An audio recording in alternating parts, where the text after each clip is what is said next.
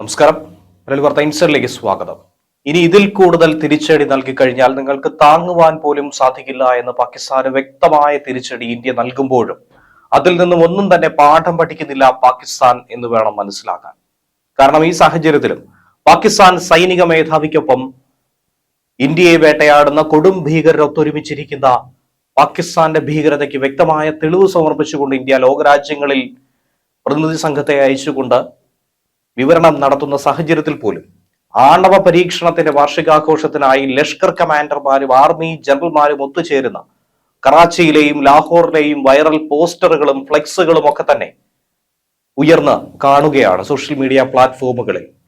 ഇതിനേറെ പറയുന്നു, ലഷ്കറിന്റെ റാലിയിൽ പഹൽഗാം സൂത്രധാരനൊപ്പം പാകിസ്ഥാന്റെ തന്നെ പ്രധാനപ്പെട്ട രാഷ്ട്രീയ നേതാക്കളടക്കം പങ്കെടുക്കുന്ന ചിത്രം, അതും ലാഹോറിൽ നിന്നും.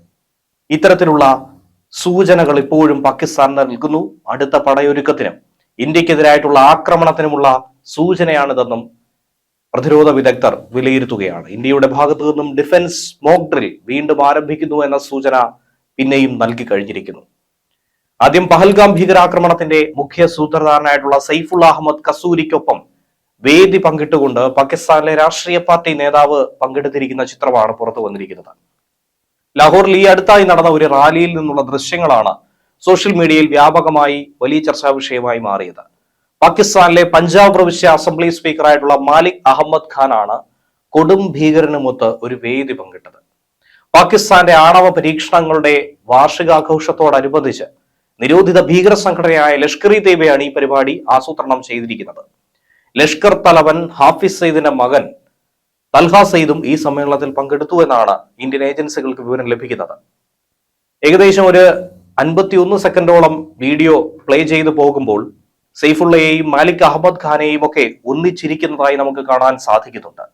പാകിസ്ഥാനിലെ രാഷ്ട്രീയ നേതാക്കളും അതുപോലെ തന്നെ സൈനിക മേധാവിമാരും കൊടും ഭീകരരും ഒക്കെ തമ്മിലുള്ള അവിശുദ്ധ ബന്ധത്തിന്റെ ഒരു കൂട്ടുകെട്ട്, അത് ലോകത്തിന് മുന്നിൽ ഇന്ത്യക്ക് അനാവരണം ചെയ്യാൻ സാധിക്കുന്നതായി തന്നെ ഈ വീഡിയോ മാറിയിരിക്കുന്നു. സൈഫുള്ള അഹമ്മദ് കസൂരി ലഷ്കർ ഇ തൈബയുടെ ഉന്നത കമാൻഡർ കൂടിയാണ്.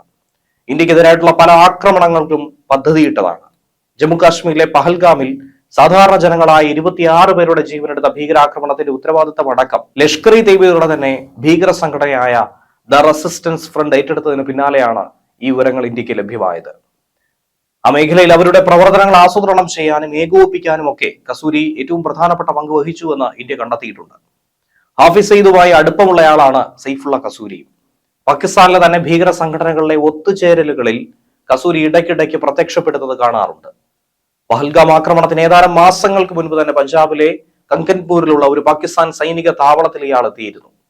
അവിടെ സന്ദർശനം നടത്തിയതായിട്ടുള്ള ഇന്റലിജൻസ് റിപ്പോർട്ടുകൾ നമുക്ക് ലഭിച്ചിരുന്നു.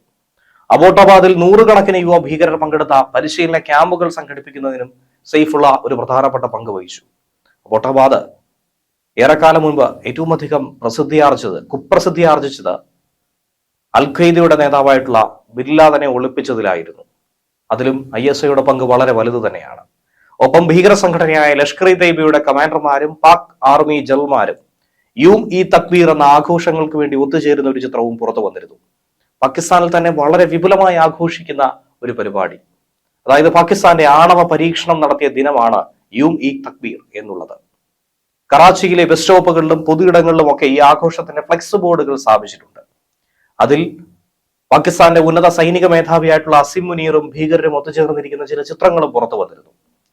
1998 മെയ് 28 ബലൂചിസ്ഥാനിലെ ചങ്കായിൽ വെച്ച് പാകിസ്ഥാൻ നടത്തിയ ആണവ പരീക്ഷണങ്ങളുടെ വാർഷികമാണ് തക്ബീർ എന്ന രീതിയിൽ പ്രദർശിപ്പിക്കുന്നത്. ആഘോഷത്തിന്റെ പോസ്റ്റർ പുറത്തു വന്നതിന് പിറകെ തന്നെ പാകിസ്ഥാനെ FATFന്റെ ഗ്രേ ലിസ്റ്റിൽ ഉൾപ്പെടുത്തണമെന്ന ആവശ്യം അന്താരാഷ്ട്ര തലത്തിൽ തന്നെ ഉയർത്തിക്കാട്ടുന്നുണ്ട് ഇന്ത്യ.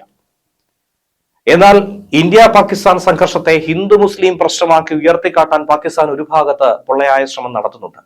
ആ പ്രചാരണത്തെ തുറന്നു കാട്ടുകയാണ് സൗദി സന്ദർശനത്തിലൂടെ ഹൈദരാബാദ് MP കൂടിയായിട്ടുള്ള അസറുദ്ദീൻ ഒവൈസി.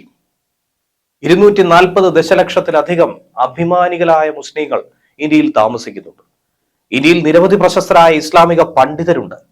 ഇക്കാര്യം സൗദി അധികൃതരുമായിട്ടുള്ള കൂടിക്കാഴ്ചയിൽ അദ്ദേഹം വിശദീകരിക്കുകയുണ്ടായി. ഒരു മുസ്ലിം രാഷ്ട്രമായതുകൊണ്ട് തന്നെ ഇന്ത്യ തങ്ങളെ വേദനിപ്പിക്കുന്നുവെന്ന പാകിസ്ഥാന്റെ തെറ്റായ പ്രചാരണം അത് ഒവൈസി തുറന്നു കാട്ടുകയാണ്, അതിന്റെ മുനയൊടിക്കുകയാണ്. പാകിസ്ഥാൻ ഒരു മുസ്ലിം രാജ്യമാണെന്നും ഇന്ത്യ അങ്ങനെ അല്ലെന്നും പാകിസ്ഥാൻ അറബ് ലോകത്തിന്, മുസ്ലിം ലോകത്തിനും തെറ്റായ സന്ദേശം നൽകിക്കൊണ്ടിരിക്കുന്നത് വളരെ നിർഭാഗ്യകരമാണെന്നും അദ്ദേഹം എടുത്തുകാട്ടി. ഇന്ത്യയിൽ ജീവിക്കുന്നു എന്നതിൽ അഭിമാനിക്കുന്ന 240 ദശലക്ഷം ഇന്ത്യൻ മുസ്ലിങ്ങളുണ്ട്. ലോകത്തിലെ ഏതൊരു പണ്ഡിതനേക്കാളും നമ്മുടെ ഇസ്ലാമിക പണ്ഡിതന്മാർ മികച്ചവരാണ്. അവർക്ക് അറബി ഭാഷ നന്നായി കൈകാര്യം ചെയ്യാൻ കഴിയും. തീവ്രവാദ ഗ്രൂപ്പുകളെ പിന്തുണയ്ക്കുന്നത് പാകിസ്ഥാൻ നിർത്തിയാൽ ദക്ഷിണേഷ്യയിൽ സ്ഥിരത ഉണ്ടാകുമെന്നും ഒവൈസി ഇക്കൂട്ടത്തിൽ പറഞ്ഞു. പഹൽഗാം ഭീകരാക്രമണത്തിനും ഓപ്പറേഷൻ സിന്ദൂറിനും ശേഷം ആഗോള രാജ്യങ്ങളിലേക്കുള്ള ഇന്ത്യൻ പ്രതിനിധി സംഘത്തിന്റെ ഭാഗമായി സൗദി അറേബ്യ സന്ദർശിക്കുമ്പോഴായിരുന്നു ഒവൈസി ഇക്കാര്യം എടുത്തു കാട്ടിയത്. ഇന്ത്യക്ക് വേണമെങ്കിൽ പാകിസ്ഥാന്റെ വ്യോമതാവളങ്ങളെ പൂർണ്ണമായി നശിപ്പിക്കാമായിരുന്നു. പക്ഷെ ഇന്ത്യ ചെയ്തില്ല. പകരം ഒരു മുന്നറിയിപ്പ് മാത്രമാണ് നൽകിയത്. ആ പാതയിലൂടെ പോകാൻ ഞങ്ങളെ ഇനി നിർബന്ധിക്കരുത് എന്ന് പറയാൻ ഞങ്ങൾ ആഗ്രഹിക്കുന്നു. 9 ഭീകര സംഘടനാ ആസ്ഥാനങ്ങൾ ലക്ഷ്യമിട്ടു. കൊല്ലപ്പെട്ട ഭീകരർക്കായി നമസ്കാരം നയിച്ച വ്യക്തി അമേരിക്കൻ ഭീകരനാണെന്നുള്ളത് ഞെട്ടിച്ചതാണെന്നും ഒവൈസി തന്നെ പറഞ്ഞു. ഭീകരവാദ ഫണ്ടിംഗ് തടയാൻ പാകിസ്ഥാനെ വീണ്ടും ഫിനാൻഷ്യൽ ആക്ഷൻ ടാസ്ക് ഫോഴ്സിന്റെ ഗ്രേ ലിസ്റ്റിൽ ഉൾപ്പെടുത്തണമെന്നാണ് ഒവൈസി തന്നെ ആവശ്യപ്പെട്ടിരിക്കുന്നത്. ഈ സാഹചര്യത്തിൽ ആഗോള രാജ്യങ്ങളുടെ കൂട്ടായ ഒരു പ്രയത്നത്തിലൂടെ പാകിസ്ഥാനെ വീണ്ടും മൂക്ക് കയറിടാൻ തന്നെയാണ് ഇന്ത്യ ശ്രമിച്ചുകൊണ്ടിരിക്കുന്നത്. ഈ സാഹചര്യത്തിൽ പാകിസ്ഥാന് ശക്തമായ മുന്നറിയിപ്പുമായി കേന്ദ്ര പ്രതിരോധ മന്ത്രി രാജ്നാഥ് സിംഗ് രംഗത്ത് വരികയാണ്. ഓപ്പറേഷൻ സിന്ദൂറിലൂടെ ശക്തമായ തിരിച്ചടി ഇന്ത്യ പാകിസ്ഥാന് നൽകിയിട്ടുണ്ട്. എന്നാൽ അതിൽ കൂടുതൽ തിരിച്ചടി ഇന്ത്യക്ക് നൽകാൻ കഴിയുമായിരുന്നു എന്നാണ് അദ്ദേഹം അഭിപ്രായപ്പെട്ടിരിക്കുന്നത്. ഡൽഹിയിൽ നടന്ന CIE വാർഷിക പൊതുയോഗത്തിൽ ഇന്ത്യയുടെ പ്രതിരോധ സന്നദ്ധത ശക്തിപ്പെടുത്തുന്നതിൽ മെയ്ക്ക് ഇൻ ഇന്ത്യ സംരംഭത്തിന്റെ പങ്കിനെ കുറിച്ച് പ്രശംസിച്ചുകൊണ്ട് സംസാരിക്കുമ്പോഴാണ് അദ്ദേഹം ഇക്കാര്യം പറഞ്ഞത്. ഇന്ത്യൻ സൈന്യത്തിന് പാകിസ്ഥാന് മേൽ കൂടുതൽ നാശനഷ്ടങ്ങൾ വരുത്താൻ കഴിയുമായിരുന്നെങ്കിലും ലോകത്തിന് മുന്നിൽ അച്ചടക്കവും തന്ത്രപരമായ ഏകോപനവും പ്രകടിപ്പിക്കാൻ സർക്കാർ തീരുമാനിച്ചു. ആദ്യം ഭീകരരുടെ ഒളിത്താവളങ്ങളെയും പിന്നീട് സൈനിക താവളങ്ങളെയും വ്യോമതാവളങ്ങളെയും ഇങ്ങനെ നശിപ്പിച്ചു പോകുന്നു എന്നുള്ളത് നിങ്ങൾ കണ്ടു. നമുക്കിതിലും കൂടുതൽ നാശനഷ്ടങ്ങൾ വരുത്തി വെക്കാമായിരുന്നു. എന്നാൽ അത് ചെയ്തില്ല. മെയ് 7 ആരംഭിച്ച ഓപ്പറേഷനിൽ ജെയ്ഷെ മുഹമ്മദ്, ലഷ്കർ ഇ തൈബ, ഹിസ്ബുൾ മുജാഹിദീൻ തുടങ്ങിയ ഭീകര ഗ്രൂപ്പുകളെ ലക്ഷ്യം വെച്ചാണ് ആക്രമണം നടത്തിയത്. ഇതിന്റെ ഫലമായി 100-ലധികം തീവ്രവാദികളെ ഇന്ത്യൻ സൈന്യം ഇല്ലാതാക്കി. പാകിസ്ഥാന്റെ പ്രധാന സൈനിക അടിസ്ഥാന സൗകര്യങ്ങളും തകർത്തുകൊണ്ടായിരുന്നു ഇന്ത്യയുടെ തിരിച്ചടിയെന്നും അദ്ദേഹം പറഞ്ഞു. അതിനുശേഷം മെയ് 10 ഇന്ത്യയും പാകിസ്ഥാനും തമ്മിൽ ശത്രുത അവസാനിപ്പിക്കുന്നതിനെ കുറിച്ചുള്ള ധാരണയിലെത്തി. പാകിസ്ഥാനെ കൈകാര്യം ചെയ്യുന്നതിൽ ഇന്ത്യയുടെ സമീപനം ഇപ്പോൾ മാറിയിരിക്കുന്നു. ഇനി മുതൽ പാകിസ്ഥാനുമായി ചർച്ച നടക്കുമ്പോഴെല്ലാം തന്നെ അത് തീവ്രവാദത്തെക്കുറിച്ചും പാക് അധീന കശ്മീരിനെ കുറിച്ചും മാത്രമായിരിക്കും. അത് നാം തിരിച്ചു പിടിക്കുകയും ചെയ്യും.